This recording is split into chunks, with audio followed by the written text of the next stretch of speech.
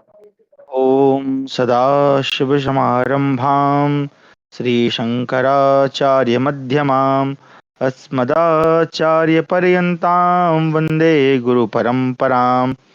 ध्येयं सदा परिभवग्नमभीष्टदोहं तीर्थास्पदं शिवविरञ्चिनुतं शरण्यं विद्यार्थिहं प्रणतपालभवाब्धिपोतं वन्दे महापुरुषते चरणारविन्दं सच्चिदानन्दरूपाय विश्वोत्पत्त्यादिहेतवे तापत्रयविनाशाय श्रीकृष्णाय वयं नुमः।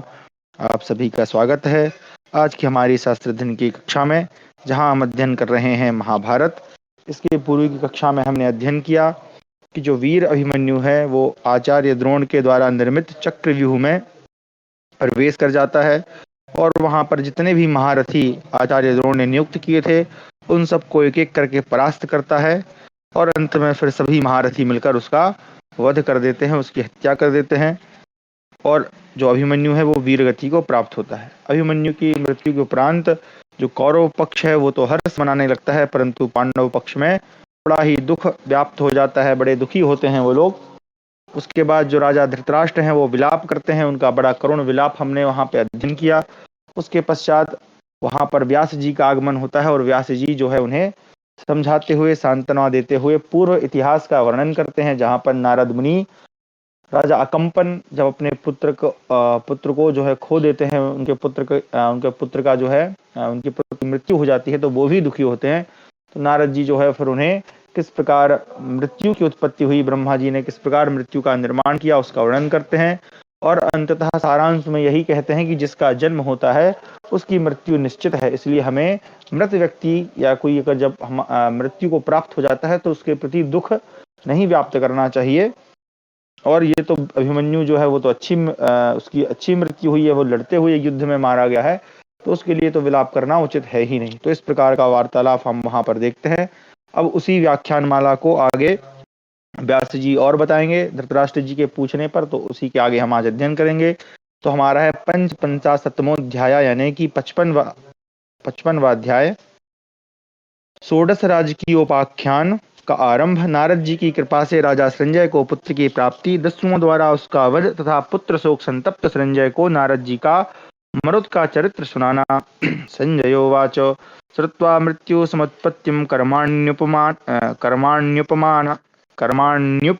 च धर्मराजः पुनर्वाक्यं प्रसाद्यैन मथाब्रवीत्। युधिष्ठिरोवाच गुरवः पुण्यकर्माणः शक्रप्रतिम विक्रमः स्थाने राजर्षयो ब्रह्मणघा सत्यवाधिना भूय एव तु मां तथ्यैवचोभिरभिबह्नाय राजर्षीणां पुराणानां समाश्वासय कर्मभिः।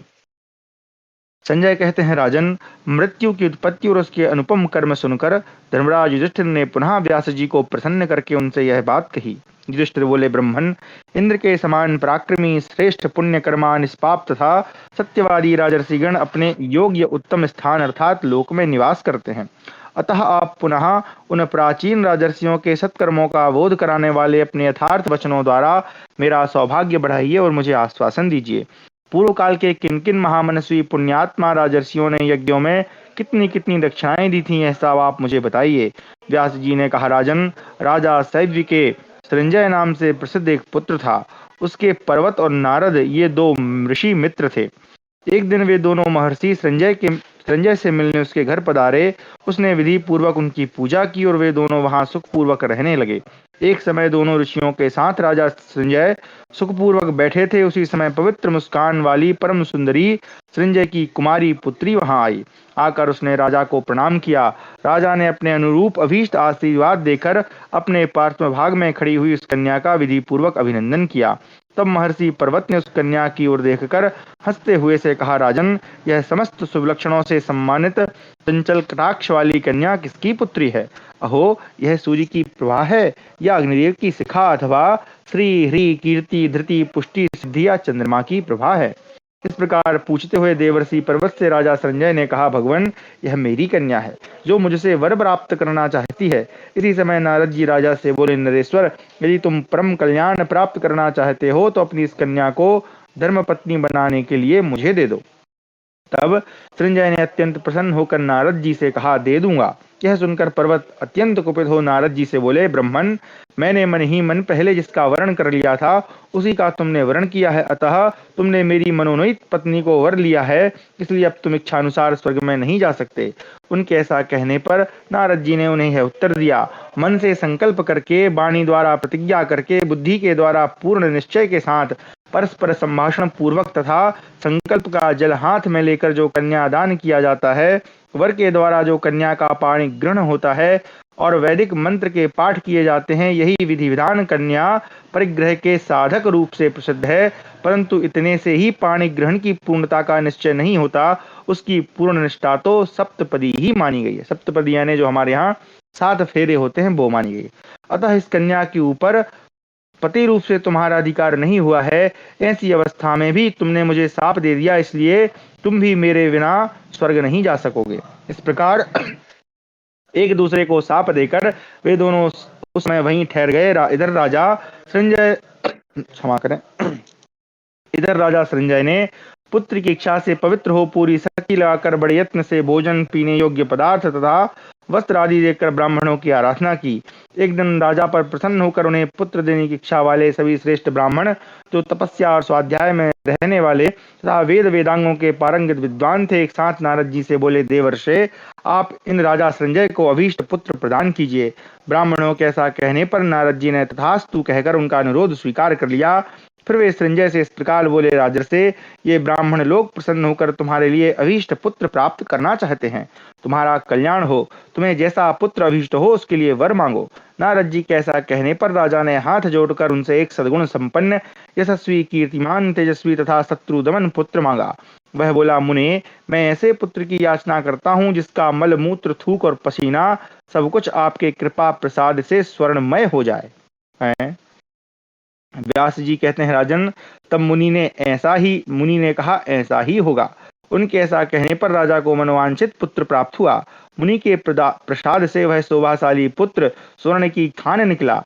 राजा वैसा ही पुत्र चाहते थे। रोते समय उसके नेत्रों से स्वर्ण में आंसू गिरता था, इसलिए उस पुत्र का नाम उसका नाम भी बड़ा खतरनाक है, सुवर्णस्थीवी प्रसिद्ध हो गया। वरदान के प्रभाव से वह अनंत धनराशि की वृद्धि करने लगा। राजा ने घर पर कोटे दुर्ग एवं ब्राह्मणों के निवास स्थान सारी अभीष्ट वस्तुएं सोने की बनवा ली। सैयासन सवारी बटलोई यानी जो पात्र होता है, बटलोई आप इस प्रकार समझ सकते हैं, थाली हम कह सकते हैं, या एक प्रकार का छोटी थाली कह सकते हैं। अन्य बर्तन तथा राजा का महल तथा बाह्य उपकरण ये सब कुछ स्वर्णमय बन गए, जो समय के अनुसार बढ़ रहे थे। तदनंतर लुटेरों ने राजा के वैभव की बात सुनकर तथा उन्हें वैसा ही संपन्न देखकर संगठित हो उनके यहाँ लूटपाट आरंभ कर दी।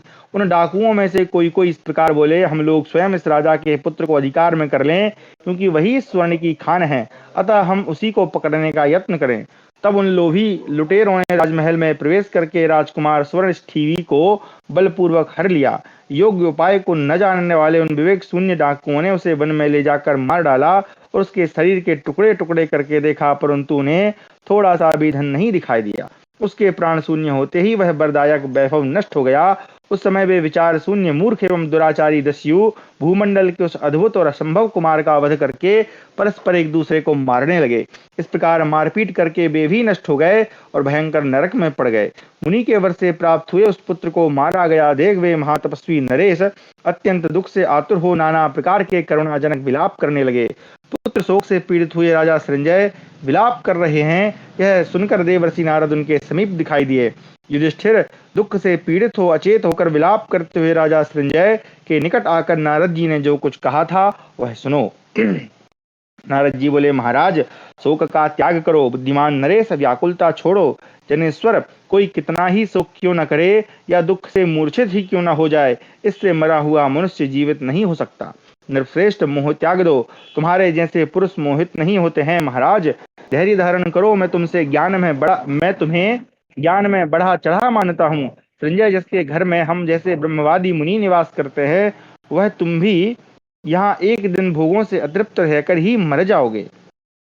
संजय अविक्षत परीक्षित के पुत्र राजा मरुत भी मर गए, ऐसा हमने सुना है। बृहस्पति जी के साथ स्पर्धा रखने के कारण उनके भाई संवर्त ने जिन राजर्षि मरुत का यज्ञ कराया था, भांति भांति के यज्ञों द्वारा भगवान का यजन करने की इच्छा होने पर जिन्हें साक्षात भगवान शंकर ने प्रचुर धनराशि के रूप में हिमालय का एक स्वर्णमय शिखर प्रदान किया, तथा प्रतिदिन यज्ञ कार्य के अंत में जिनकी सभा में इंद्र आदि देवता और बृहस्पति आदि समस्त प्रजापतिगण सभासद के रूप में बैठा करते थे, जिनके यज्ञ मंडप की सारी सामग्रियां सोने की बनी हुई थी, जिनके यहाँ उन दिनों सब प्रकार का अन्न मन की इच्छा के अनुरूप और पवित्र रूप में उपलब्ध होता था, और सभी भोजनार्थी ब्राह्मण एवं द्विज जहाँ अपनी इच्छा के अनुसार दूध दही घी मधु एवं सुंदर भक्ष्य भोज्य पदार्थ भोजन करते थे, जिनके संपूर्ण यज्ञों में प्रसन्नता से भरे हुए वेदों के पारंगत विद्वान ब्राह्मणों को अपनी रुचि के अनुसार वस्त्र एवं आभूषण प्राप्त होते थे। जिन अविक्षित कुमार यानी राजर्षि मरुत के घर में मरुदगण रसोई परोसने का काम करते थे और विश्वे देवगण सभासद थे, जिन पराक्रमी नरेश के राज्य में उत्तम वृष्टि के कारण खेती की उपज बहुत होती थी, जिन्होंने उत्तम विधि से समर्पित किए हुए हविष्यों द्वारा देवताओं को तृप्त किया था, जो ब्रह्मचर्य पालन और वेद पाठ आदि सत्कर्मों द्वारा सब प्रकार के दानों से सदा ऋषियों पितरों एवं सुखजीवी देवताओं को भी संतुष्ट करते थे, तथा जिन्होंने इच्छानुसार ब्राह्मणों को सैया आसन सवारी और दुस्त्यज स्वर्ण राशि आदि वह सारा अपरिमित धन दान कर दिया था। देवराज इंद्र जिनका सदा शुभ चिंतन करते थे, वे श्रद्धालु नरेश मरुत अपनी प्रजा को निरोग करके अपने सत्कर्मों द्वारा जीते हुए पुण्य फलदायक अक्षय लोकों में चले गए। राजा मरुत ने युवावस्था में रहकर प्रजा मंत्री धर्मपत्नी पुत्र और भाइयों के साथ 1000 वर्षों तक राज्य शासन किया था। श्वेत संजय धर्म ज्ञान वैराग्य तथा ऐश्वर्य इन चारों बातों में राजा मरुत तुमसे बढ़कर थे और तुम्हारे पुत्र से भी अधिक पुण्यात्मा थे। तुम्हारे पुत्र ने ना तो कोई यज्ञ किया था, न उसमें कोई उदारता ही थी, अतः उसको लक्ष्य करके तुम चिंता न करो। नारद जी ने राजा संजय से यही बात कही। इस प्रकार हमारा 55वां अध्याय समाप्त हुआ। राजा सुहोत्र की दानशीलता। अच्छा, कक्षा के बाद एक कथा मुझे स्मरण हुआ ही है, तो वो मैं सुनाऊंगा, उसको याद दिलाना। तो ये इसी पे आधारित है कि जो व्यक्ति ये स्वर्ण इत्यादि का लोभ करता है तो उसका क्या मतलब होता है। तो राजा भोज की एक कथा है, कक्षा के बाद सुनाएंगे। तो नारदो वाचो सोत्रम नाम राजानं मृतं संजय सुश्रुम एक वीरम सख्यम तमई मर्हि अभिवीक्षुतम यह प्राप्य राज्यम धर्मेण ऋत्विक ब्रह्म पुरोहितान अप्रच्छदात्मनः श्रेया पृष्ट्वा तेषां मते स्थितः प्रजानां पालनं धर्मो दानं विद्या दुसज्जया एतत् सुहोत्रो विज्ञाय धर्मेण इच्छद्धनागमम्। नारद जी कहते हैं, संजय, राजा सुहोत्र की भी मृत्यु सुनी गई है। वे अपने समय के अद्वितीय वीर थे, देवता भी उनकी ओर आंख उठाकर नहीं देख सकते थे। उन्होंने धर्म के अनुसार राज्य पाकर ऋत्विजों ब्राह्मणों तथा पुरोहितों से अपने कल्याण का उपाय पूछा और पूछकर वे उनकी सम्मति के अनुसार चलते रहे। प्रजा पालन धर्म दान यज्ञ और शत्रुओं पर विजय पाना, इन सबको राजा सुहोत्र ने अपने लिए श्रेयस्कर जानकर धर्म के द्वारा ही धन पाने की अभिलाषा की। उन्होंने इस पृथ्वी को मिलेच्छों तथा तस्करों से रहित करके इसका उपभोग किया और धर्माचरण द्वारा देवताओं की आराधना तथा बाणों द्वारा शत्रुओं पर विजय करते हुए अपने गुणों से समस्त प्राणियों का मनोरंजन किया। उनके लिए मेघ ने अनेक वर्षों तक स्वर्ण की वर्षा की थी। राजा सुहोत्र के राज्य में पहले स्वच्छंद गति से बहने वाली स्वर्ण रस से भरी हुई सरिताएं स्वर्णमय ग्राहों केकड़ों मत्स्यों तथा नाना प्रकार के बहुसंख्यक जल जंतुओं को अपने भीतर बहाया करती थीं। मेघ अभिष्ट वस्तुओं की तथा नाना प्रकार के रजत और असंख्य स्वर्ण की वर्षा करते थे। उनके राज्य में एक एक कोस की लंबी चौड़ी बावलियां थी। उनमें सहस्त्रों नाटे कुबड़े ग्राह मगर और कछुए रहते थे, जिनके शरीर स्वर्ण के बने हुए थे। उन्हें देखकर राजा को उन दिनों बड़ा विस्मय होता था। राजर्षि सुहोत्र ने कुरुजांगल देश में यज्ञ किया और उस विशाल यज्ञ में अपनी अनंत स्वर्ण राशि ब्राह्मणों को बांट दी। उन्होंने 1000 अश्वमेध 100 राजसूय तथा बहुत सी श्रेष्ठ दक्षिणा वाले अनेक पुण्यमय क्षत्रिय यज्ञों का अनुष्ठान किया था। राजा ने नित्य नैमित्तिक तथा काम यज्ञों के निरंतर अनुष्ठान से मनोवांछित गति प्राप्त कर ली। श्वेत संजय, वे भी तुमसे धर्म ज्ञान वैराग्य और ऐश्वर्य इन चारों कल्याणकारी विषयों में बहुत बड़े चढ़े थे। तुम्हारे पुत्र से भी वे अधिक पुण्यात्मा थे। जब वे भी मर गए तब तुम्हें अपने पुत्र के लिए अनुताप नहीं करना चाहिए, क्योंकि तुम्हारे पुत्र ने ना तो कोई यज्ञ किया था, ना उसमें दाक्षिण्य यानी उदारता का ही गुण था। नारद जी ने राजा संजय से यही बात कही। तो एक प्रकार से यहाँ जो है अलग अलग पुराने राजाओं का इतिहास में जो राजा हुए हैं उनका वर्णन कर रहे हैं और बता रहे हैं कि इतने श्रेष्ठ श्रेष्ठ राजा जब चले गए तुम उस जाने वाले के लिए क्यों दुख करते हैं। राजा पौरव के अद्भुत दान का वृत्तांत नारदो सॉरी सप्तपंचास सप्तपंच सॉरी सप्तपंचाशतमोध्याय यानी 57वां अध्याय। राजा पौरव के अद्भुत दान का वृत्तांत। नारदोवाचो राजानं पौरवं वीरं मृतं सृञ्जय सुश्रुमं सहस्रं या सहस्राणां श्वेतान् स्वानवासृजत तस्याश्वमेधे राजर्षे देशात् देशात् समीयुषां शिक्षाक्षरविधिज्ञानां नासी संख्या विपश्चितां वेद विद्या प्रतस्नाता वदान्यः प्रियदर्शनः सुविक्षाच्छादन ग्रहा सुसय्यासन भोजन। नारद जी कहते हैं संजय, हमने वीर राजा पौरव की भी मृत्यु सुनी है जिन्होंने 10 लाख श्वेत घोड़ों का दान किया था। उन राजर्षि के अश्वमेध यज्ञ में देश देश से आए हुए शिक्षा शास्त्र अक्षर यानी विभिन्न देशों की लिपि और यज्ञ विधि के ज्ञाता विद्वानों की गिनती नहीं थी। वेद विद्या के अध्ययन का व्रत पूर्ण करके स्नातक बने हुए उदार और प्रियदर्शन पंडित जन राजा से उत्तम अन्न वस्त्र गृह सुंदर सैयासन और भोजन पाते थे। नित्य उद्योगशील एवं खेल कूद करने वाले नट नर्तक और गंधर्व गण कुक्कुट की सी आकृति वाले आरती के प्यालों से अपनी कला दिखाकर उक्त विद्वानों का मनोरंजन एवं हर्षवर्धन करते रहते थे। राजा पौरव प्रत्येक यज्ञ में यथा समय प्रचुर दक्षिणा बांटते थे। उन्होंने स्वर्ण की सी कांति वाले 10,000 मत वाले हाथी ध्वजा और पताकाओं सहित स्वर्ण में बहुत से रथ तथा 1 लाख स्वर्ण भूषित कन्याओं का दान किया था। वे कन्याएं रथ एवं हाथियों पर आरूढ़ थीं। उनके साथ ही उन्होंने 100 घर क्षेत्र और गौएं प्रदान की थी। क्षेत्र यानी खेत कह सकते हैं आप आज की भाषा में। राजा ने स्वर्णमाला मंडित विशाल काय 1 करोड़ गाय बैलों और उनके सहस्त्र अनुचरों को दक्षिणा रूप से दान किया था। सोने के सींग, चांदी के खुर और कांसे के दुग्ध पात्र वाली बहुत सी बछड़े सहित गौएं तथा दास दासी गधे ऊंट एवं बकरी और भेड़ आदि भारी संख्या में दान किए थे। उस विशाल यज्ञ में नाना प्रकार के रत्नों तथा भांति भांति के अन्नों के पर्वत के समान ढेर उन्होंने दक्षिणा रूप में दिए थे। उस यज्ञ के संबंध में प्राचीन बातों को जानने वाले लोग इस प्रकार गाथा गाते हैं। गाथा है, यजमान अंग नरेश के सभी यज्ञ स्वधर्म के अनुसार प्राप्त और शुभ थे। वे उत्तरोत्तर गुणवान और संपूर्ण कामनाओं की सिद्धि करने वाले थे। संजय, राजा पौरव धन ज्ञान वैराग्य और ऐश्वर्य इन चारों बातों में तुमसे बढ़कर थे और तुम्हारे पुत्र से भी अधिक पुण्यात्मा थे। श्वेत्य संजय, जब वे भी मर गए तब तुम यज्ञ और दक्षिणा से रहित अपने पुत्र के लिए शोक न करो। नारद जी ने राजा संजय से यही बात कही। इस प्रकार हमारा 57वां अध्याय समाप्त हुआ।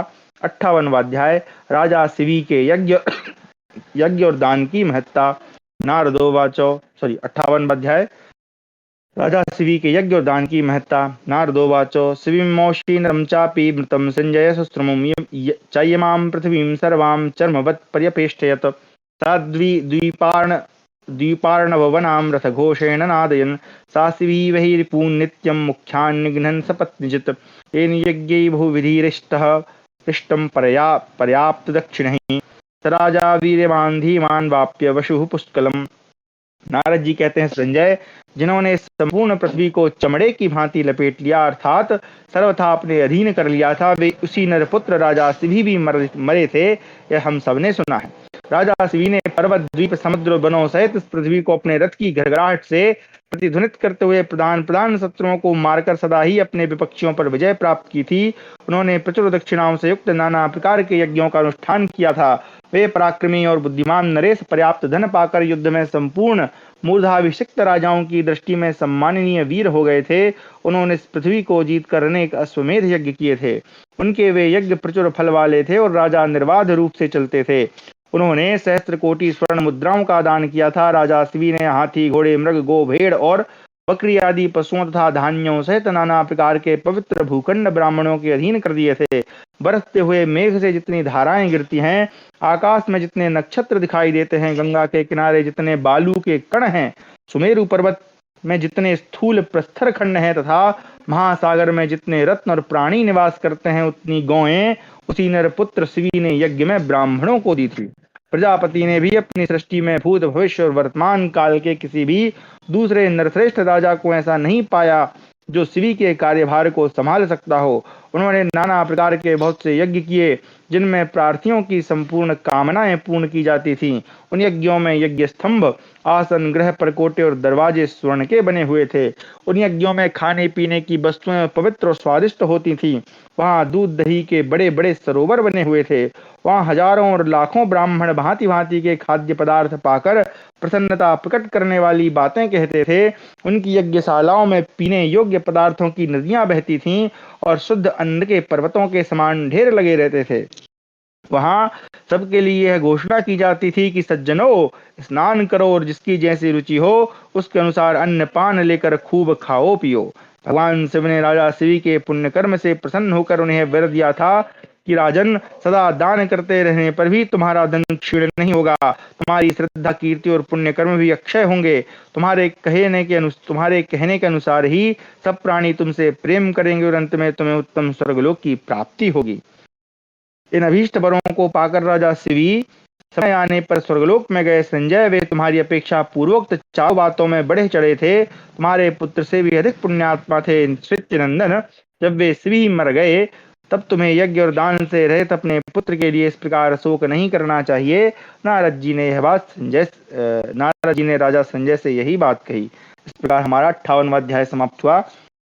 59वां अध्याय भगवान श्री राम का चरित्र। नारदो वाचो, तो ये राम जी का दूसरा उपाख्यान है। रामम दाशरथिम चैव मृतम सृंजय सुश्रुमुम राम प्रजाम अन्वमोदन्तं पिता पुत्रान् वौरुषान् असंख्येया गुणा यस्मिन् नाशन् अमित तेजसी यश्चतुर्दश वर्षाणि निदेशात् पितुरच्युता वने वनितया सार्धं वशल्लक्ष्मणाग्रजः जगान च जनस्थाने दाक्षसान् मनुजर्षभा। नारद जी कहते हैं, संजय, दशरथ नंदन भगवान श्री राम भी यहाँ से परम धाम को चले गए थे, यह मेरे सुनने में आया है। उनके राज्य में सारी प्रजा निरंतर आनंद मग्न रहती थी। जैसे पिता अपने औरस पुत्रों का पालन करता है, उसी प्रकार वे समस्त प्रजा का स्नेह पूर्वक संरक्षण करते थे।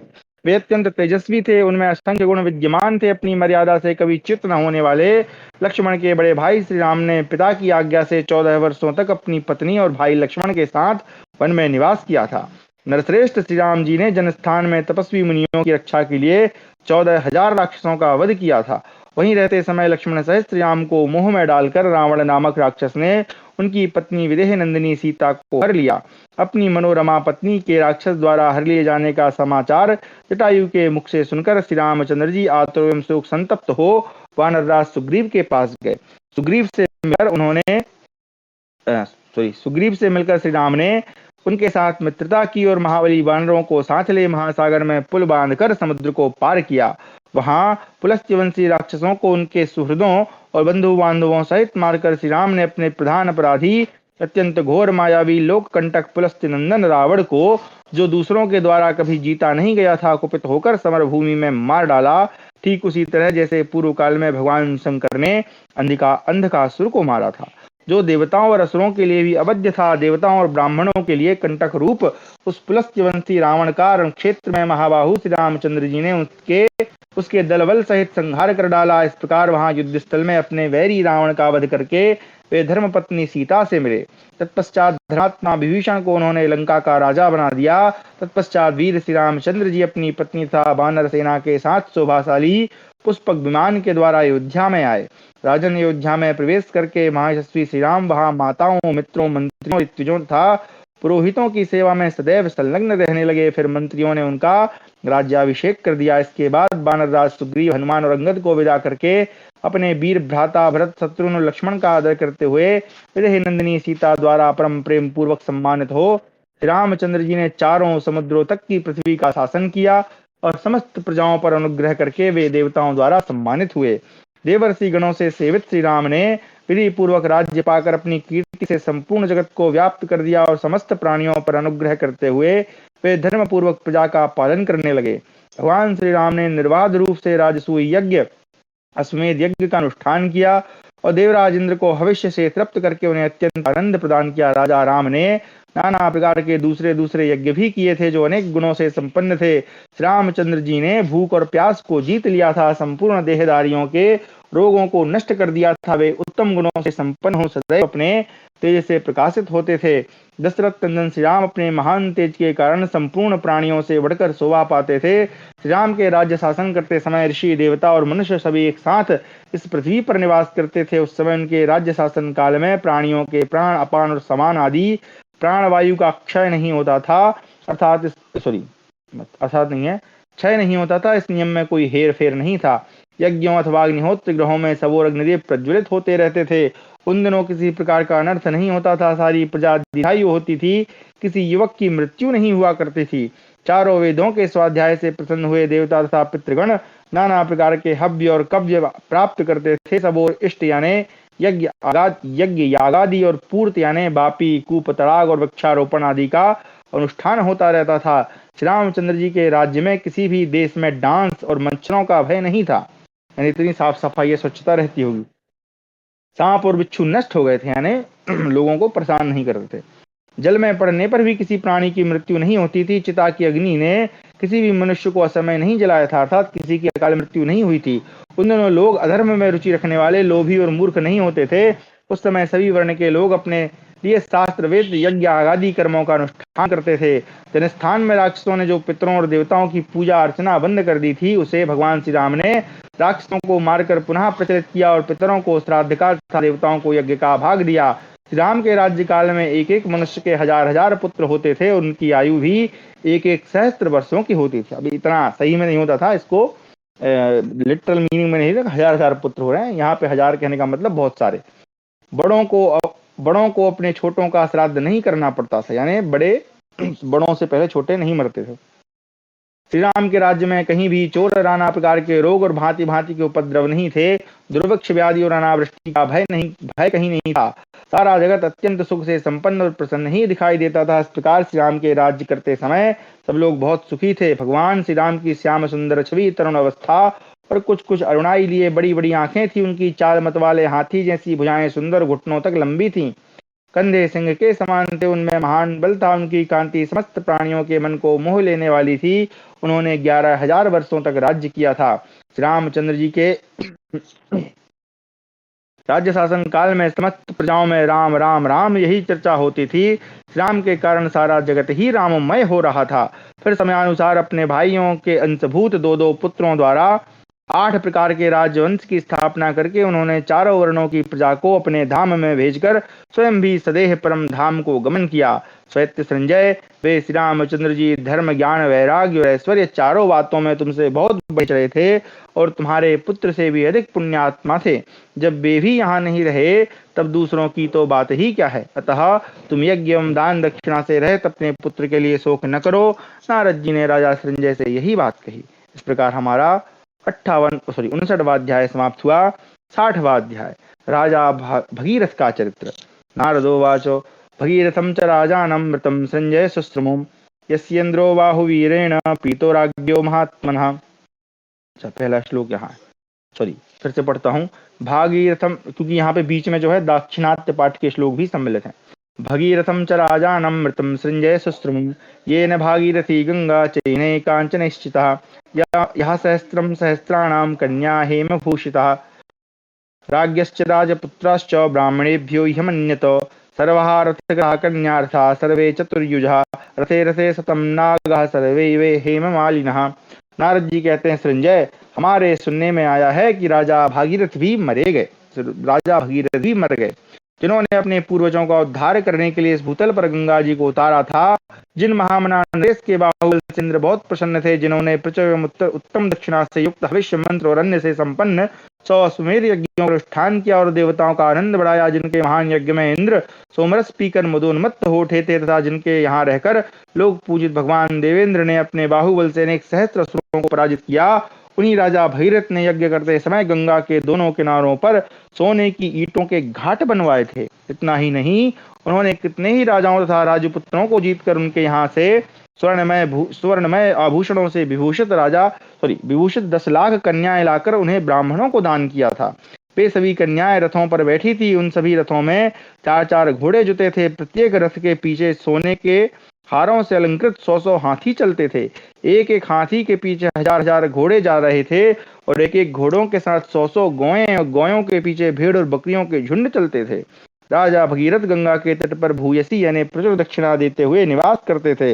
अतः उनके संकल्प कालिक जल प्रवाह से आक्रांत होकर गंगा देवी मानो अत्यंत व्यथित हो उठी और समीपवर्ती राजा के अंक में आ बैठी। इस प्रकार भगीरथ की पुत्री होने से गंगा जी भागीरथी कहलाई और उनके ऊरू पर बैठने के कारण उर्वशी नाम से प्रसिद्ध हुई।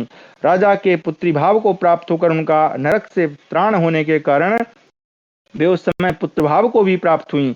सूर्य के समान तेजस्वी और मधुरभाषी गंधर्वों ने प्रसन्न होकर देवताओं, पितरों और मनुष्यों के सुनते हुए यह गाथा गाई थी। यज्ञ करते समय भूयसी दक्षिणा देने वाले इक्ष्वाकुवंशी ऐश्वर्यशाली राजा भगीरथ को समुद्रगामिनी गंगा देवी ने अपना पिता मान लिया था। इंद्र आदि संपूर्ण देवताओं ने उनके यज्ञ को सुशोभित किया था। उसमें प्राप्त हुए भविष्य को भली भांति ग्रहण करके उनके विघ्नों को शांत करते हुए उसे निर्बाध रूप से पूर्ण किया था। जिस जिस ब्राह्मण ने जहां जहां अपने मन को प्रिय लगने वाली जिस जिस वस्तु को पाना चाहा, जितेंद्रिय राजा ने वहीं वहीं प्रसन्नता पूर्वक वह वस्तु उन्हें उसे तत्काल समर्पित की। उनके पास जो भी प्रिय धन था वह ब्राह्मण के लिए अदेय नहीं था। राजा भगीरथ ब्राह्मणों की कृपा से ब्रह्मलोक को प्राप्त हुए। शत्रुओं की दशा और आशा का हनन करने वाले संजय, राजा भगीरथ ने यज्ञों में प्रधान ज्ञान यज्ञ और ध्यान यज्ञ को ग्रहण किया था। इसलिए किरणों का पान करने वाले महर्षिगण भी उस ब्रह्मलोक में जितेंद्रिय राजा भगीरथ के निकट जाकर उसी स्थान पर रहने की इच्छा करते थे। श्वेत संजय, वे भगीरथ उपयुक्त चारों बातों में तुमसे बहुत बढ़कर थे। तुम्हारे पुत्र की अपेक्षा उनका पुण्य बहुत अधिक था। जब वे भी जीवित न रह सके तब दूसरों की तो बात ही क्या है। अतः तुम यज्ञ अनुष्ठान और दान दक्षिणा से रहित अपने पुत्र के लिए शोक न करो। नारद जी ने राजा संजय से यही बात कही। इस प्रकार हमारा 60वां अध्याय समाप्त हुआ। 61वां अध्याय राजा दिलीप का उत्कर्ष। नारदोवाचो दिलीपम चैदैलविलम मृतम संजय सुश्रुमं यस्य यज्ञस्य ते स्वासन प्रयुता युतसोजुषा तंत्रज्ञानार्थ संपन्ना यज्वानः पुत्रपौत्रिणः या इमां वसु सम्पूर्णां वसुधां वसुधाधिपः ईजानो वितते यज्ञे ब्राह्मणेभ्यो ह्यमन्यत। दिलीपस्य तु यज्ञेषु कृतः पन्था हिरण्मयः तम धर्मम इव कुर्वाणा सेन्द्रादेवः समागमन। नारद जी कहते हैं, संजय, इलविला के पुत्र राजा दिलीप की मृत्यु सुनी गई है। जिनके 100 यज्ञों में लाखों ब्राह्मण नियुक्त थे, वे सभी ब्राह्मण वेदों के कर्मकांड और ज्ञान कांड के तात्पर्य को जानने वाले थे। यज्ञकर्ता एवं पुत्र पौत्रों से संपन्न थे। पृथ्वीपति दिलीप ने यज्ञ करते समय अपने विशाल यज्ञ में धन से संपन्न इस सारी पृथ्वी को ब्राह्मणों के लिए दान कर दिया था। राजा दिलीप के यज्ञों में सोने की सड़कें बनाई गई थी। इंद्र आदि देवता मानव धर्म की प्राप्ति के लिए उन्हें अलंकृत करते हुए उनके यहाँ पधारते थे। वहां पर्वतों के समान विशालकाय सहस्त्रों गजराज विचरा करते थे। राजा का सभा मंडप सोने का बना हुआ था जो सदा दैदीप्यमान रहता था। वहां रस की नहरें बहती थी और अन्न के पहाड़ों जैसे ढेर लगे हुए थे। राजन उनके यज्ञ में सहस्त्र व्याम विस्तृत स्वर्णमय यूप सुशोभित होते थे। उनके यूप में स्वर्णमय चशाल और प्रचशाल लगे हुए थे। उनके यहाँ 13,000 अप्सराएं नृत्य करती थी। अब ये चशाल प्रचशाल क्या है जरा देख लेते हैं। व्याम का तो हमने पहलाया था।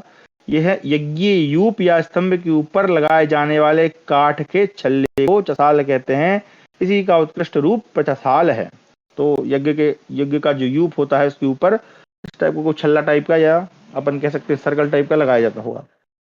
उस समय वहां साक्षात गंधर्वराज विश्वावसु प्रेम पूर्वक बीणा बजाते थे। समस्त प्राणी राजा दिलीप को सत्यवादी मानते थे। उनके यहाँ आए हुए अतिथि राग खांडव नामक मोदक और विविध भोज्य पदार्थ खाकर मतवाले हो सड़कों पर लेट जाते थे। मेरे मत में उनके यहाँ एक अद्भुत बात थी जिसकी दूसरे राजाओं से तुलना नहीं हो सकती। राजा दिलीप युद्ध करते समय जल में भी चले जाते तो उनके रथ के पहिए वहां डूबते नहीं थे।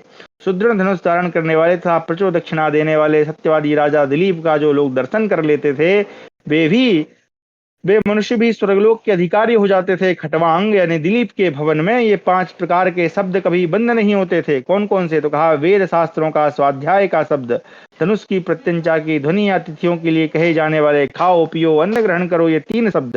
दैत्य संजय, वे दिलीप धर्म ज्ञान वैराग्य और इन चारों कल्याणकारी गुणों में तुमसे बहुत बड़े चढ़े थे। तुम्हारे पुत्र से भी अधिक पुण्यात्मा थे। जब वे भी मर गए तब औरों की बात क्या है, अतः जिसने कभी यज्ञ नहीं किया, दक्षिणाएं नहीं बांटी, अपने उस पुत्र के लिए तुम शोक न करो।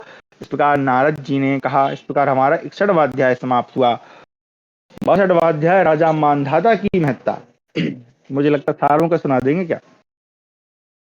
नारदोवाचो मान्धाता चैद्योवान स्वो मृता सृञ्जय सस्रमो देवानासुरमनुष्याणां त्रैलोक्य विजयी नृपः यं देवावश्विनौ गर्भात् पितुः पूर्वं च कर्षतुः मृगयां विचरन् राजा त्रसितः क्लान्तवाहना ध्रुवं दृष्ट्वा गमत्सत्रं प्रसदाज्यमवापशः तं दृष्ट्वा युवना स्वस्य जठरे सूनुतां गतम्। तो ये सब जो राजा मानधाता भगीरथ इनकी कथा रामायण में भी आती है, और कुछ कुछ की कथा तो हमारे इसी महाभारत में जो आदि पर्व है उसमें आई थी। संजय, नारद जी कहते हैं, संजय, युवनाश्व के पुत्र राजा मानधाता भी मरे थे, यह सुना गया है। वे देवता असुर और मनुष्य तीनों लोकों में विजयी थे। पूर्व काल में दोनों अश्विनी कुमार नामक देवताओं ने उन्हें पिता के पेट से निकाला था। एक समय की बात है, राजा युवनाश्व वन में शिकार खेलने के लिए विचर रहे थे। वहां उनका घोड़ा थक गया और उन्हें प्यास लग गई। इतने में दूर से उठता हुआ धुआं देखकर वे उसी की ओर चले और यज्ञ मंडप में जा पहुंचे। वहां एक पात्र में रखे हुए घृत मिश्रित अभिमंत्रित जल को उन्होंने पी लिया। उस जल को युवनाश्व के पेट में पुत्र रूप में परिणत हुआ देख वैद्यों में श्रेष्ठ अश्विनी कुमार नामक देवताओं ने उसे पिता के गर्भ से बाहर निकाला। दिया के समान तेजस्वी उस उसी को पिता की गोद में शयन करते देख देवता आपस में कहने लगे, यह किसका दूध पिएगा? यह सुनकर इंद्र ने कहा, यह पहले मेरा ही दूध पिए। तदनंतर इंद्र की उंगलियों से अमृतमय दूध प्रकट हो गया, क्योंकि इंद्र ने करुणावश माम धाष्यति यानी मेरा दूध पिएगा ऐसा कहकर उस पर कृपा की थी, इसलिए उसका नाम मानधाता, यह अद्भुत नाम निश्चित कर दिया गया। तत्पश्चात भामना मानधाता के मुख में इंद्र के हाथ ने दूध और घी की धारा बहाई। वह बालक इंद्र का हाथ पीने लगा और एक ही दिन में बहुत बढ़ गया। वह पराक्रमी राजकुमार 12 ही दिनों में 12 वर्ष की अवस्था वाले बालक के समान हो गया। राजा होने पर मानधाता ने एक दिन में सारी पृथ्वी को जीत लिया। वे धर्मात्मा, धैर्यवान, सूरवीर, सत्य प्रतिज्ञ और जितेंद्रिय थे। मानव मानधाता ने जन्मेजय, सुधनवा गए पूर्व वृद्रथ असित नृग को भी जीत लिया। सूर्य जहां से उदय होते थे और जहां जाकर अस्त होते थे, वह सारा का सारा प्रदेश युवनाश्व पुत्र मानधाता का क्षेत्र यानी राज्य कहलाता था। राजन, उन्होंने 100 अश्वमेध और 100 राजसूय यज्ञों का अनुष्ठान करके 100 योजन विस्तृत रोहितक मत्स्य तथा हिरण्यमय यानी सोने की खानों से युक्त जनपदों को, जो लोगों में ऊंची भूमि के रूप में प्रसिद्ध से ब्राह्मणों को दे दिया। अनेक प्रकार के सुस्वादु भक्ष्य भोज्य पदार्थों के पर्वत भी उन्होंने ब्राह्मणों को दे दिए। ब्राह्मणों के भोजन से भी जो अन्न बच गया उसे दूसरों लोगों को दे दिया। उस अन्न को खाने वाले लोगों की वहां कमी रहती थी, अन्न कभी नहीं घटता था। वहां भक्ष्य भोज्य अन्य और पीने योग्य पदार्थों की अनेक राशियां संचित थी। अन्न के तो पहाड़ों जैसे ढेर सुशोभित होते थे। उन पर्वतों को मधु और दूध की सुंदर नदियां घेरे हुई थी। पर्वतों के चारों ओर घी के कुंड और दाल के कुएं भरे थे और जल के स्थान में गुड़ के रस बहते थे। वहां देवता, असुर, मनुष्य, यक्ष, गंधर्व, नाग, पक्षी तथा वेदांगों के पारंगत विद्वान ब्राह्मण एवं ऋषि भी पधारे थे, किंतु वहां कोई मनुष्य ऐसे नहीं थे जो विद्वान न हो। उस समय राजा मांधाता सब ओर से धन धान्य से संपन्न समुद्र पर्यंत पृथ्वी को ब्राह्मणों के अधीन करके सूर्य के समान अस्त हो गए। उन्होंने अपने सुयश से संपूर्ण दिशाओं को व्याप्त करके पुण्यात्माओं के लोकों में पदार्पण किया। श्वेत संजय, वे पूर्वोक्त चारों कल्याणकारी गुणों में तुमसे बहुत बड़े चढ़े थे और तुम्हारे पुत्र से भी अधिक पुण्यात्मा थे। जब वे भी मर गए तब औरों की बात क्या है? अतः तुम यज्ञ और दान दक्षिणा से रहत अपने पुत्र के लिए शोक न करो, ऐसा नारद जी ने कहा। इस प्रकार हमारा 62वां अध्याय समाप्त हुआ। 63वां अध्याय राजा ययाति का उपाख्यान। षोडश मतलब 16 राजाओं का बताएंगे। अभी समझ में आ रहा है मुझे षोडश राज्य की उपाख्यान क्यों कहा। अभी पता नहीं कितने हो गए, लेकिन 16 तक तो हमको पढ़ना है। नारदोवाचो यातिं नाहुषं चैव मृतं संजय सस्त्रं राजसूयस्तैरिष्ट्वा सोऽस्वमेधसतेन च पुण्डरीकसहस्रेण वाजपेयशतैस्तथा अतिरातसहस्रेण चातुर्मास्यैश्च कामतः अग्निष्टोमैश्च विविधैः सत्रैश्च प्राज्यदक्षिणैः अब्रह्मणानां यद्वित्तं पृथिव्यामास्ति किंचन तत्सर्वं परिसंख्याय ततो ब्राह्मण सात्करोत्। नारद जी कहते हैं, संजय, नहुष नंदन राजा ययाति की भी मृत्यु हुई थी, यह मैंने सुना है। राजा ने 100 राजसूय, 100 अश्वमेध, 1000 पुंडरीक याग, 100 वाजपेय यज्ञ, 1 सहस्त्र तिरात्र याग तथा अपनी इच्छा के अनुसार चातुर्मास्य और अग्निष्टोम आदि नाना प्रकार के प्रचुर दक्षिणा वाले यज्ञों का अनुष्ठान किया। इस पृथ्वी पर ब्राह्मण द्रोहियों के पास जो कुछ धन था वह सब उनसे छीनकर उन्होंने ब्राह्मणों के अधीन कर दिया। नदियों में परम पवित्र सरस्वती नदी, समुद्रों पर्वतों तथा अन्य सरिताओं ने यज्ञ में लगे हुए परम पुण्यात्मा राजा ययाति को घी और दूध प्रदान किए। देवासुर संग्राम छिड़ जाने पर उन्होंने देवताओं की सहायता करके नाना प्रकार के यज्ञों द्वारा परमात्मा का यजन किया और इस प्रकार सारी पृथ्वी को चारों भागों में विभक्त करके उसे ऋत्विज, अध्वर्यु, होता तथा उद्गाता इस चार प्रकार के ब्राह्मणों को बांट दिया। फिर शुक्र कन्या देवयानी और दानवराज की पुत्री शर्मिष्ठा के गर्भ से धर्मतः उत्तम संतान उत्पन्न करके वे देवोपम नरेश दूसरे इंद्र की भांति समस्त देव काननों में अपनी इच्छा के अनुसार विहार करते रहे। जब भोगों के उपभोग से उन्हें शांति नहीं मिली तब संपूर्ण वेदों के ज्ञाता राजा ययाति निम्नांकित गाथा का गान करके अपनी पत्नियों के साथ वन में चले गए। वह गाथा इस प्रकार है कि इस पृथ्वी पर जितने भी धान, जौ, स्वर्ण, पशु और स्त्री आदि भोग्य पदार्थ हैं वे सब एक मनुष्य को भी संतोष कराने के लिए पर्याप्त नहीं है, ऐसा समझकर मन को शांत करना चाहिए। और राजा ययाति की कथा हमने आदि पर्व में पढ़ी थी। इस प्रकार ऐश्वर्यशाली राजा ययाति ने धैर्य का आश्रय ले कामनाओं का परित्याग करके अपने पुत्र पुरु को राज्य सिंहासन पर बिठाकर वन को प्रस्थान किया। ये पुरु से वो ले लेते हैं आयु उसकी, फिर भोगते हैं और तब भी उनका मन शांत नहीं होता तो फिर अंत में वो चले जाते हैं। इनके 4 पुत्र थे, है ना, अगर आपको स्मरण आ रहा हो तो। दैत्य संजय, वे धर्म, ज्ञान, वैराग्य और ऐश्वर्य इन चारों कल्याणकारी गुणों में तुमसे बहुत बड़े चढ़े थे और तुम्हारे पुत्र से भी अधिक पुण्यात्मा थे। जब वे भी जीवित न रह सके तब औरों की बात ही क्या है। अतः तुम अपने उस पुत्र के लिए शोक न करो जिसने ना तो यज्ञ किया न दक्षिणा ही दी थी। ऐसा नारद जी ने कहा। इस प्रकार हमारा 63वां अध्याय समाप्त हुआ। 64वां अध्याय राजा अम्बरीश का चरित्र।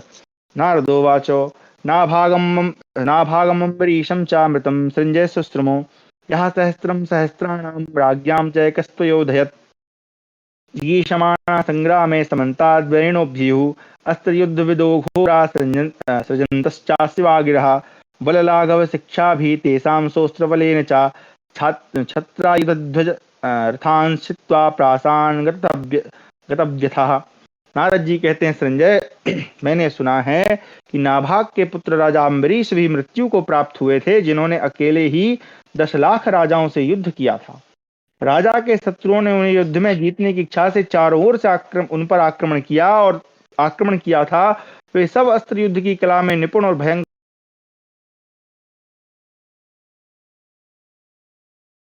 भी व्यथा नहीं हुई। उन्होंने शारीरिक बल, अस्त्र बल, हाथों की फुर्ती, युद्ध संबंधी शिक्षा के द्वारा शत्रुओं के छत्र, आयुध, ध्वजा, रथ और प्राणों के टुकड़े टुकड़े कर डाले। अपने तब वे शत्रु अपने प्राण बचाने के लिए कवच खोलकर उनसे प्रार्थना करने लगे और हम सब प्रकार से आपके हैं ऐसा कहते हुए शरणदाता नरेश की शरण में चले गए। अनघ, इस प्रकार उन शत्रुओं को वशीभूत करके संपूर्ण पृथ्वी पर विजय पाकर उन्होंने शास्त्र विधि के अनुसार 100 अभीष्ट यज्ञों का अनुष्ठान किया। उन यज्ञों में श्रेष्ठ ब्राह्मण तथा अन्य लोग भी सदा सर्वगुण संपन्न भोजन करते और अत्यंत आदर सत्कार पाकर अत्यंत संतुष्ट होते थे। लड्डू, पूरी, पुए, स्वादिष्ट कचौड़ी, करम्भ, मोटे मुनक्के, तैयार अन्न, मेरेक, अब ये मेरेक पता नहीं क्या है, अपूप बोलते हैं मालपुआ, राग खांडव, अब ये राग खांडव ऊपर आया था, कोई मादक पदार्थ रहा होगा, पानक, शुद्ध एवं सुंदर ढंग से बने हुए मधुर और सुगंधित भोज्य पदार्थ, घी, मधु, दूध, जल, दही, सरस वस्तु तथा सुस्वादु फल, मूल वहां ब्राह्मण लोग भोजन करते थे। मादक वस्तुएं पाप जनित होती हैं, यह जानकर भी पीने वाले लोग अपने सुख के लिए गीत और वाद्यों के साथ इच्छानुसार उसका पान करते थे। लीजिए, पीकर मत वाले बने हुए सहस्त्रों मनुष्य वहां हर समय बरकर गाथा गाते, अम्बरीश की स्तुति से युक्त कविताएं पढ़ते और नृत्य करते थे। उन यज्ञों में राजा अम्बरीश ने 10 लाख यज्ञकर्ता ब्राह्मणों को दक्षिणा के रूप में 10 लाख राजाओं को ही दे दिया था। वे सब राजा सोने के कवच धारण किए, श्वेत छत्र लगाए, स्वर्णमय रथ पर आरूढ़ हुए तथा अपने अनुगामी सेवकों और आवश्यक सामग्रियों से संपन्न थे। उस विस्तृत यज्ञ में यजमान अम्बरीश ने उन मूर्धाभिषिक्त नरेशों और सैकड़ों राजकुमारों को दंड और खजानों सहित ब्राह्मण के अधीन कर दिया। महर्षि लोग उनके ऊपर प्रसन्न होकर उनके कार्यों का अनुमोदन करते हुए कहते थे कि असंख्य दक्षिणा देने वाले राजा अम्बरीश जैसा यज्ञ कर रहे हैं, वैसा ना तो पहले के राजाओं ने किया और ना आगे कोई करेंगे। सत्य संजय, वे पूर्वोक्त चारों कल्याणकारी गुणों में तुमसे बढ़ चढ़ कर थे और तुम्हारे पुत्र की अपेक्षा भी अधिक पुण्यात्मा थे।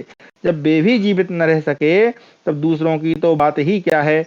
अतः तुम एक गुरुदान दक्षिणा से रहित अपने पुत्र के लिए शोक न करो, ऐसा नारद जी ने कहा। इस प्रकार हमारा 64वां अध्याय समाप्त हुआ।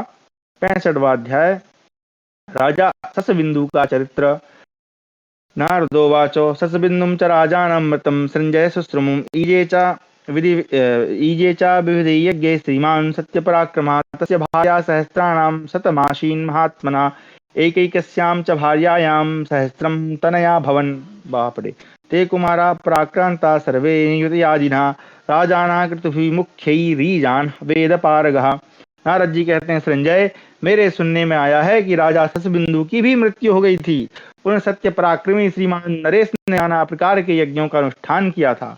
महामना ससबिंदु के 1,00,000 स्त्रियां थीं और प्रत्येक स्त्री के गर्भ से 1,000 पुत्र उत्पन्न हुए थे। अब आप गुणा कर लेना, 1,00,000 गुणा 1,000। वे सभी राजकुमार अत्यंत पराक्रमी और वेदों के पारंगत विद्वान थे।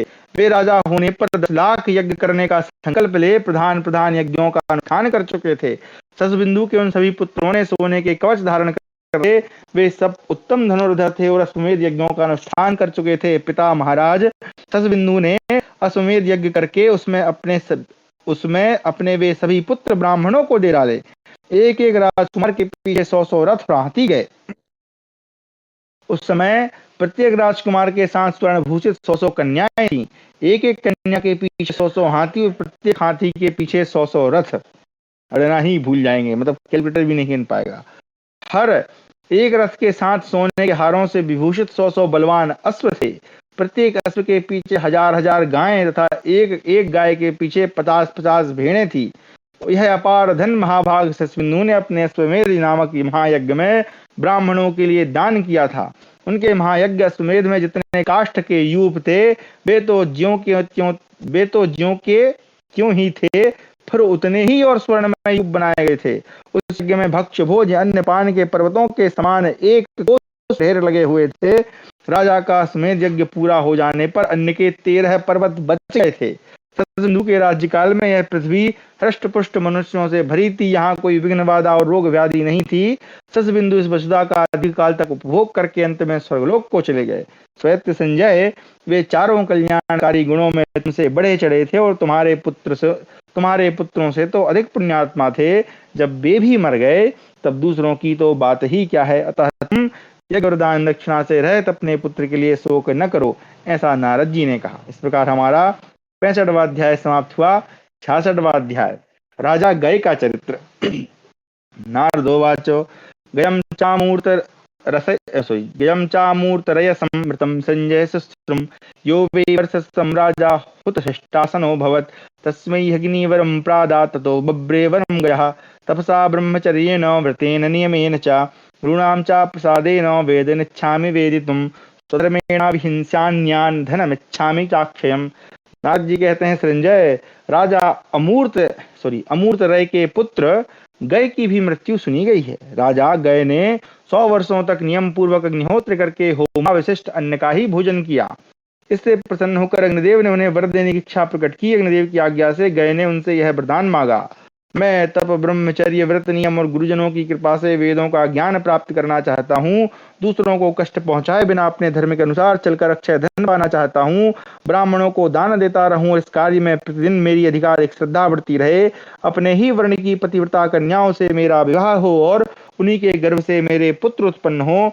अन्नदान में मेरी श्रद्धा बढ़े तथा धर्म में ही मेरा मन लगा रहे। अग्निदेव, मेरे धर्म संबंधी कार्यों में कभी कोई विघ्न न आवे, ऐसा ही होगा। क्यों कहकर अग्निदेव वहीं अंतर्धान हो गए।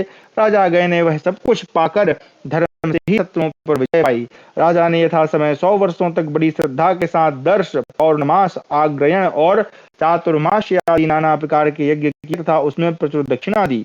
वे 100 वर्षों तक प्रतिदिन प्रातः काल उठकर 1,60,000 गायें, 10,000 अश्व तथा 1,00,000 स्वर्ण मुद्रा दान करते थे।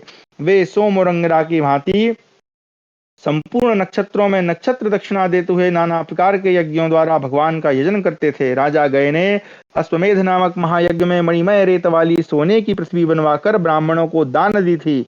गय के यज्ञ में संपूर्ण यूप जाम्बू नद नामक स्वर्ण के बने हुए थे, उन्हें रत्नों से विभूषित किया गया था। वे समृद्धशाली यूप संपूर्ण प्राणियों के मन को हर लेते थे। राजा गय ने यज्ञ करते समय हर्ष से उल्लसित हुए ब्राह्मणों तथा अन्य समस्त प्राणियों को संपूर्ण कामनाओं से संपन्न उत्तम अन्न दिया था। समुद्र, वन, द्वीप, नदी, नद, कानन, नगर, राष्ट्र, आकाश तथा स्वर्ग में जो नाना प्रकार के प्राणी समुदाय रहते थे, वे उस यज्ञ की संपत्ति से तृप्त होकर कहने लगे, राजा गय के समान दूसरे किसी का यज्ञ नहीं हुआ है। यजमान गय के यज्ञ में 36 योजन लंबी, 30 योजन चौड़ी और आगे पीछे अर्थात नीचे ऊपर को 24 योजन ऊंची स्वर्णमय वेदी बनाई गई थी। इसका रेफरेंस आगे है, पढ़ लेंगे बाद में। उसके ऊपर हीरे, मोती एवं मणिमय रत्न बिछाए गए थे। प्रचुर दक्षिणा देने वाले गय ने ब्राह्मणों को वस्त्र, आभूषण तथा अन्य शास्त्रोक्त दक्षिणाएं दी थी। उस यज्ञ में खाने पीने से बचे हुए अन्न के 25 पर्वत शेष थे।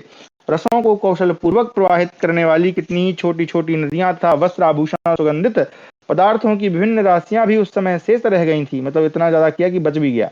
उस यज्ञ के प्रभाव से राजा गए तीनों लोकों में विख्यात हो गए। साथ ही पुण्य को क्षय करने वाले अक्षय बट एवं पवित्र तीर्थ ब्रह्म सरोवर भी उनके कारण प्रसिद्ध हो गए। दैत्य संजय, वे धर्म, ज्ञान आदि चारों कल्याणकारी गुणों में तुमसे बहुत बड़े चढ़े थे और तुम्हारे पुत्र से भी अधिक पुण्यात्मा थे। जब वे भी मर गए तब दूसरों के लिए क्या कहना है। अतः तुम यज्ञ अनुष्ठान और दान दक्षिणा से रहित अपने पुत्र के लिए अनुताप न करो, ऐसा नारद जी ने कहा। अब जो ऊपर रेफरेंस था उसको देखते हैं। एक विद्वान व्याख्याकार ने ऐसे स्थलों में योजन का अर्थ वित्ता माना है, क्योंकि योजन बहुत लंबा हो जाता है और उतना जो है लंबा बना भी नहीं सकता कोई। उतनी लंबी वेदी बनाएगा तो पूरी जमीन ही भर जाएगी। तो यहाँ पर व्याख्याकार है वो वित्ता, यानी हमारे मतलब छोटी उंगली से लेकर अंगूठे को फैला के रखें तो वो वित्ता कहलाता है। इसके अनुसार वह वेदी 18 हाथ लंबी, 15 हाथ चौड़ी और 12 हाथ ऊंची थी। ये उसका सही बनता है। अब हमारा राजा अनंतिदेव, उनको भी पढ़ ही लेते हैं। तो हमारा सप्तषष्टितम अध्याय यानी 67वां अध्याय राजा अनंतिदेव की महत्ता। नारदो वाचो सांकृत्यम अनंतिदेवम चामृतम संजय सुश्रमम यस्य द्विशत सहस्रा आसन सूदामात्मना ग्रहानभ्यागतान् विप्रान् तिथीन् परिवेशकः पक्वा पक्वम दिवारात्रम बरान्नम अमृतोपमम् न्यायेनाधिगतं वित्तं ब्राह्मणेभ्यो ह्यमन्यतो वेदानधीत्य धर्मेण यशश्चक्रे दिष्टो वशे। नारद जी कहते हैं, संजय सुना है संकृति के पुत्र दंतिदेव भी जीवित नहीं रह सके। उन महामना नरेश के यहाँ 2 लाख रसोइये थे जो घर पर आए हुए ब्राह्मण अतिथियों को अमृत के समान मधुर, कच्चा, पक्का, उत्तम अन्न दिन रात परोसते रहते थे। उन्होंने ब्राह्मणों को न्याय पूर्वक प्राप्त हुए धन का दान किया और चारों वेदों का अध्ययन करके धर्म के द्वारा समस्त शत्रुओं को अपने वश में कर लिया। ब्राह्मणों को सोने के चमकीले निस्क, निस्क मतलब गले का हार होता है, देते हुए वे बारंबार प्रत्येक ब्राह्मण से यही कहते थे कि यह निस्क तुम्हारे लिए है, यह निस्क तुम्हारे लिए। अच्छा, निस्क का एक अर्थ सोने का सिक्का भी होता है, मतलब सिक्के को भी निस्क कहा जाता है। ये अपन क्या बोलते हैं, सिंधु घाटी की सभ्यता में जो प्राप्त होते हैं ना, वहां पर भी निस्क ही लिखा मिलता है। तुम्हारे लिए यह कहकर वे हजारों निस्क दान किया करते थे। इतने पर भी जो ब्राह्मण पाए बिना रह जाते थे उन्हें पुनः आश्वासन देकर वे बहुत से निस्क ही देते थे। राजा रंतिदेव एक दिन में सहस्त्रों कोटि निस्क दान करके भी यह खेद प्रकट किया करते थे कि आज मैंने बहुत कम दान किया है। ऐसा सोचकर वे पुनः दान देते थे। भला दूसरा कौन इतना दान दे सकता है। ब्राह्मणों के हाथ का वियोग होने पर मुझे सदा महान दुख होगा, इसमें संदेह नहीं। यह विचार कर राजा रंतिदेव बहुत दान करते थे। संजय 1000 स्वर्ण के बैल, प्रत्येक के पीछे 100 गायें, 108 स्वर्ण मुद्राएं, इतने धन को निष्क। अच्छा, यहाँ पर निष्क का उन्होंने वर्णन कर दिया। ये निष्क जो है दूसरा है, वो निष्क दूसरा है। तो ये कह रहे हैं निष्क किसको कहते हैं कि 1000 स्वर्ण के बैल, सोने के बैल बनवाओ, प्रत्येक के पीछे 100 गायें और 108 स्वर्ण मुद्राएं, इतने धन को निष्क कहते हैं। तो इतना धन वो करते थे। राजा रंतिदेव प्रत्येक पक्ष में ब्राह्मणों को करोड़ों निष्क दिया करते थे। इसके साथ अग्निहोत्र उपकरण और यज्ञ की सामग्री भी होती थी। उनका यह नियम 100 वर्षों तक चलता रहा। वे ऋषियों को करवे घटे, करवे यानी करब आप जानते हैं कि वो एक वो क्या बोलते हैं ऐसा, वो मटकी के ऊपर ढांकते हैं उसको करवा कहते हैं। घड़े बटलोई पिठर सैया आसन सवारी महल घर और भांति भांति के वृक्ष तथा अन्य वृक्ष तथा अन्न धन दिया करते थे। बुद्धिमान रंतिदेव की सारी देय वस्तुएं स्वर्णमयी ही होती थीं। राजा रंतिदेव की वह अलौकिक समृद्धि देखकर पुराण वेत्ता पुरुष वहां इस प्रकार उनकी यशो गाथा गाया करते थे। हमने कुबेर के भवन में भी पहले कभी ऐसा रंतिदेव के समान भरा पूरा धन का भंडार नहीं देखा, पर मनुष्यों के यहाँ तो हो ही कैसे सकता है। वास्तव में रंतिदेव की समृद्धि का सार तत्व उनका स्वर्णमय राजभवन और स्वर्ण राशि ही है। इस प्रकार विस्मित होकर लोग उनकी गाथा का गान करने लगे। संकृति पुत्र रंतिदेव के यहाँ दिन रात में अतिथियों का समुदाय जिस रात में अतिथियों का समुदाय निवास करता था, उस समय वहां 21,000 गायें छूकर दान की जाती थीं। वहां विशुद्ध मणिमय कुंडल धारण किए रसोइये पुकार पुकार कर कहते थे, आप लोग खूब दाल और कढ़ी खाइए। कढ़ी के लिए क्या शब्द है? सूपम भी, सॉरी एक मिनट जरा देख लूं। सूपम भूयिष्ठ मस्निध्वम नाद्यम माशम यथापुरा। ठीक है। आज यह सॉरी यहाँ पे मासम शब्द है, इसलिए थोड़ा सा डाउट हुआ मुझे। खैर वो उस अर्थ में नहीं है जिस अर्थ में जो लोग दूसरे लेते हैं। मासम यहाँ दूसरे अर्थ में है। यह आज सॉरी यह आज जैसी स्वादिष्ट बनी है वैसी पहले 1 महीने तक नहीं बनी थी। उन दिनों राजा रंतिदेव के पास जो कुछ भी स्वर्णमयी सामग्री थी वह सब उन्होंने उस विस्तृत यज्ञ में ब्राह्मणों को बांट दी। उनके यज्ञ में देवता और पितर प्रत्यक्ष दर्शन देकर यथा समय हव्य कव्य ग्रहण करते थे तथा राजा तथा श्रेष्ठ ब्राह्मण वहां संपूर्ण मनोवांछित पदार्थों को पाते थे। श्वेत संजय, वे रंतिदेव चारों कल्याणमय गुणों में तुमसे बहुत बड़े चढ़े थे और तुम्हारे पुत्र की अपेक्षा बहुत अधिक पुण्यात्मा थे। जब वे भी मर गए तब दूसरों की बात ही क्या है। अतः तुम यज्ञ और दान दक्षिणा से रहित अपने पुत्र के लिए शोक न करो। ऐसा नारद जी ने कहा। इस प्रकार हमारा 67वां अध्याय समाप्त हुआ। कक्षा को अब यहीं विराम देते हैं। आगे हम राजा भरत का चरित्र पढ़ेंगे, क्योंकि ये मुझे लगता है 2-4 राजा बच ही गए होंगे। तो आज की कक्षा में हमने जो पुरातन इतिहास